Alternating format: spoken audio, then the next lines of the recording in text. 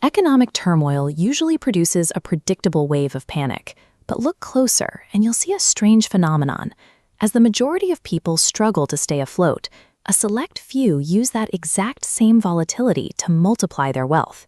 These two groups are looking at the same world, but they are playing by two different sets of rules. Most of us were raised on a specific playbook for success. In reality, that playbook functions as a survival program, one designed to keep you small, manageable, and safe. Relying on that traditional programming in today's economy creates a ceiling on your potential, practically ensuring you remain stuck in place while the landscape shifts around you. The default program is simple. Go to a prestigious school, secure a steady job, and save your cash. We've been told this is the path to security since childhood. But that playbook has an expiration date. In 1971, President Nixon took us off the gold standard. In that moment, money changed. It stopped being a store of value and became a tool of debt. When governments can print trillions of dollars at will, the value of the cash in your savings account begins to evaporate. Simply put, inflation turns savers into losers. Even the steady paycheck carries a hidden cost. It conditions you to trade your time for a fixed reward, making you dependent on a system you don't control and a mindset that values permission over production. True growth requires deleting this obsolete operating system entirely. You must unlearn the concept of traditional safety to see where the actual opportunities are hidden. Poverty functions as a habit of scarcity, where every choice is weighed against a perceived lack of time or money. This framework forces you to play small. Fearing the loss of what you have, you reject the risks necessary to gain what you want. The rich mindset treats risk as a test of character. Leaving a secure corporate role isn't just a career move. It's a decision to operate without a net. Without a guaranteed paycheck, you must become resourceful.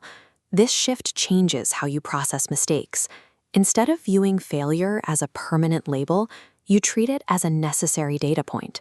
You move from "I am a failure" to "I haven't solved this specific problem yet." One is a dead end. The other is a prompt for a new approach. A rich mind uses failure as the essential friction required to build resilience. You stop trying to avoid the fall and start focusing on how high you bounce back. Most focus on the external economy, uncontrollable factors like interest rates or the job market. This creates constant anxiety. The wealthy focus instead on their internal economy, the mental framework maintained regardless of outside conditions. It's the only zone where you have total authority. Entrepreneurs succeed by ignoring the noise of the external world. They know that if the current economy doesn't provide what they need, they have the internal tools to build a solution themselves. This internal focus turns obstacles into architecture. Where others see a closed door and walk away, the rich mindset begins designing a window.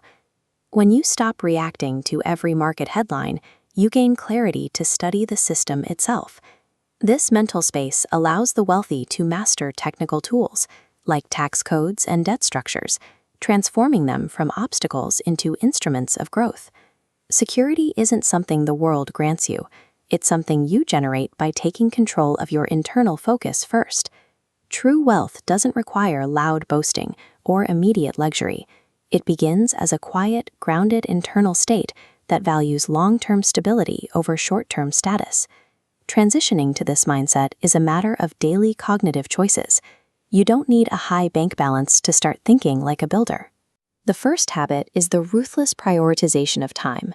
You stop trading your hours for temporary comfort and start treating time as a non-refundable resource to be invested in your own growth. The second habit is the creation of firm personal boundaries. Learning to say no protects the mental energy you need to focus on your primary goals. The third habit is active gratitude. By training your brain to acknowledge what is working, you become more adept at spotting unseen opportunities that others miss because they are too focused on what they lack. Most people inherit their perspective on success as a rigid narrative.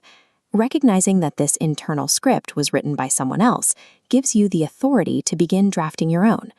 When you unlearn the obsolete rules of survival, you stop waiting for the system to save you. You start building a rich life from the inside out.